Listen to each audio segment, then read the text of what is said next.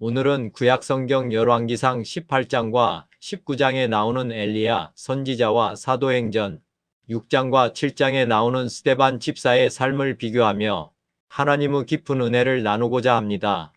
오늘 영상을 끝까지 시청하시면 우리가 지금 얼마나 놀라운 은혜 가운데 살고 있는지를 분명하게 깨닫게 되실 것입니다.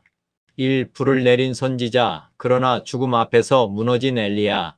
먼저 열왕기상 18장에 등장하는 엘리야 선지자를 보겠습니다. 엘리야는 정말 대단한 능력의 종이었습니다. 3년의 극심한 기근 속에서 자신을 찾아 죽이려는 아합 왕 앞에 담대히 나아갔고, 갈멜산에서 바알 선지자 450명, 아세라 선지자 400명, 도합 850명과 목숨을 건 영적 전투를 벌였습니다. 여기서 엘리야가 행한 기적은 참으로 놀랍습니다. 그는 무너진 여호와의 제단을 이스라엘의 12지파를 상징하는 12개의 돌로 다시 쌓고 제단 주위에 도랑을 팠습니다. 불이 붙지 못하도록 번제물과 나무 위에 통 넷에 물을 채워다가 3번이나 붓게 하였습니다. 물이 제단으로 두루 흐르고 도랑에도 가득 차서 인간의 조작이나 속임수가 전혀 개입할 수 없는 상황을 만든 것입니다. 그때 엘리야가 하나님께 간절히 기도하자 여호와의 불이 하늘에서 내려와 번제물과 나무는 물론이고 돌과 흙을 태우며 도랑의 물까지 모두 핥아버리는 전무후무한 기적이 일어났습니다. 이를 본 모든 백성이 엎드려 여호와가 참 하나님이심을 고백했습니다. 그뿐만이 아닙니다. 바알의 선지자들을 처단한 후 엘리야는 갈멜산 꼭대기에 올라가 땅에 꿇어 엎드려 얼굴을 무릎 사이에 넣고 7번이나 간절히 기도했습니다. 그러자 손바닥만한 작은 구름이 일어나더니 이내 하늘이 캄캄해지고 3년 반 동안 메말랐던 이스라엘 땅에 큰 비가 쏟아지는 놀라운 기적의 주인공이 되었습니다. 그런데 바로 다음 장인 19장으로 넘어가면 엘리야의 모습이 180도 달라집니다. 이세벨 황후가 자신을 죽이려 한다는 소식을 듣자마자 그는 생명을 보존하기 위해 광야로 도망칩니다. 그리고 로뎀 나무 아래에 앉아 심한 무력감과 우울감에 빠져 이렇게 기도합니다. 자기 자신은 광야로 들어가 하룻길쯤 가서 한 로뎀 나무 아래에 앉아서 자기가 죽기를 원하여 이르되 여호와여 넉넉하오니 지금 내 생명을 거두시옵소서. 나는 내 조상들보다 낫지 못하니이다 하고 열왕기상 19장 4절 말씀. 방금 전까지 하늘에서 불을 내리던 그 능력의 선지자가 왜 이렇게 한순간에 무너져 내린 것입니까? 이 돌에 맞으면서도 천국을 본 사람 스데반. 이제 신약으로 넘어와 사도행전 6장과 7장에 등장하는 스데반 집사를 보겠습니다. 스데반 집사는 자유민들과의 논쟁에서 성령의 지혜로 압도했지만 결국 거짓 증인들의 모함으로 공회사내들인에 끌려가 재판을 받게 됩니다. 돌에 맞아 죽을 수도 있는 절체절명의 위기였습니다. 그런데 그때 공회 사람들이 본 스데반의 얼굴은 두려움에 떠는 얼굴이 아니라 천사의 얼굴과 같았습니다. 그는 죽음 앞에서도 아브라함부터 이어지는 이스라엘의 구원 역사를 담대히 선포하며 항상 성령을 거스르고 예수님을 십자가에 못 박은 그들을 강하게 책망합니다. 그리고 사람들이 분노하여 귀를 막고 달려들어 돌을 던지는 그 처참한 순교의 순간에 스데반은 놀라운 장면을 목격하고 이렇게 고백합니다.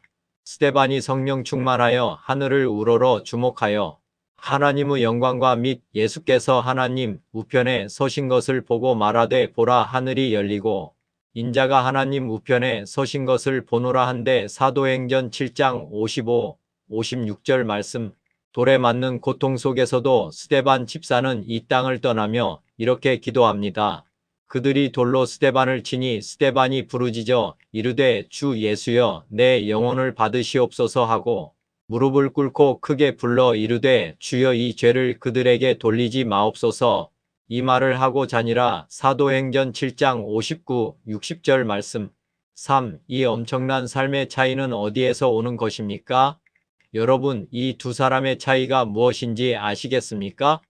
기적을 행했던 위대한 선지자 엘리야는 죽음 앞에서 두려워 도망쳤습니다. 반면에 스데반 집사는 돌에 맞아 죽는 순간에도 원수를 용서하며 평안을 누렸습니다. 마치 베드로가 십자가 처형 앞에서 두려워 주님을 3번이나 모른다고 부인했던 것과 같습니다. 베드로는 3년 동안이나 예수님과 동고동락하며 수많은 기적을 보았지만 그것만으로는 사망 권세를 이기는 믿음을 가지지 못했습니다. 엘리야 역시 스스로 위대한 기적을 행한 사람이었음에도 사망 권세를 이기는 믿음은 없었던 것입니다. 그 이유는 아주 분명합니다. 엘리야의 시대는 아직 예수님께서 십자가에 죽으시고 부활하셔서 사망 권세를 깨뜨리기 전이었기 때문입니다. 주님이 오셔서 부활을 통해 사망 권세를 깨뜨리지 않으셨다면 인간은 누구라도 그 사망의 공포 아래 눌려 있을 수밖에 없다는 것을 보여줍니다. 반면에 스데반 집사가 보여준 위대한 모습은 그 개인의 멘탈이나 능력이 뛰어났기 때문이 아닙니다. 부활 승천하신 주님께서 보내신 성령이 그 안에 충만하게 내주하셨기 때문입니다. 스데반 집사 안에 계신 예수님이 하신 일이라는 것입니다. 스데반 집사의 마지막 기도를 보십시오. 예수님께서 십자가 위에서 하셨던 기도와 똑같지 않습니까?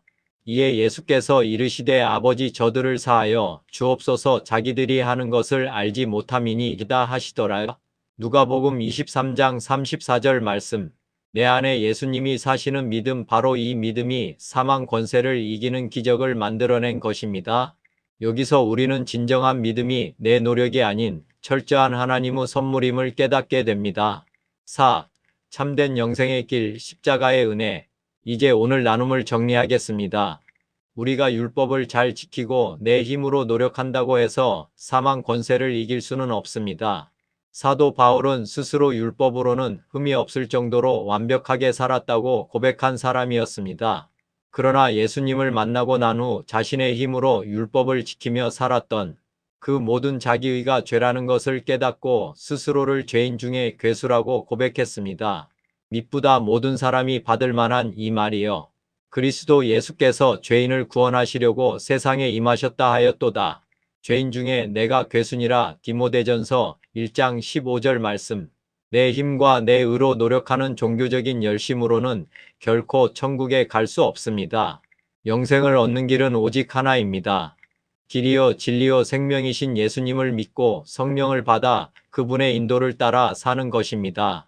내 안에 오신 말씀이신 하나님만이 율법의 요구를 온전히 이루실 수 있음을 인정하고 자기를 부인하며 자기 십자가를 지고 따르는 자만이 참된 영생을 누리게 됩니다. 여러분, 세상 많은 사람들은 하늘에서 불을 내리고 비를 내리게 했던 화려하고 능력 있는 엘리야를 부러워합니다. 하지만 오늘 말씀을 통해 우리가 진정으로 부러워하고 갈망해야 할 삶은 바로 스데반 집사의 삶이라는 것을 기억하시기 바랍니다.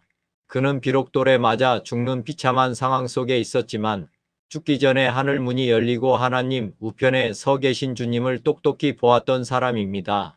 죽음조차 그가 가진 평안과 사랑을 빼앗지 못했습니다.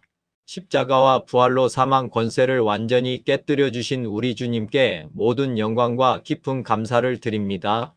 오늘 이 영상을 보시는 여러분 모두의 삶 속에도 스데반 집사와 같이 주님을 온전히 모시고 승리하는 은혜가 충만히 임하시기를 간절히 축원합니다. 감사합니다.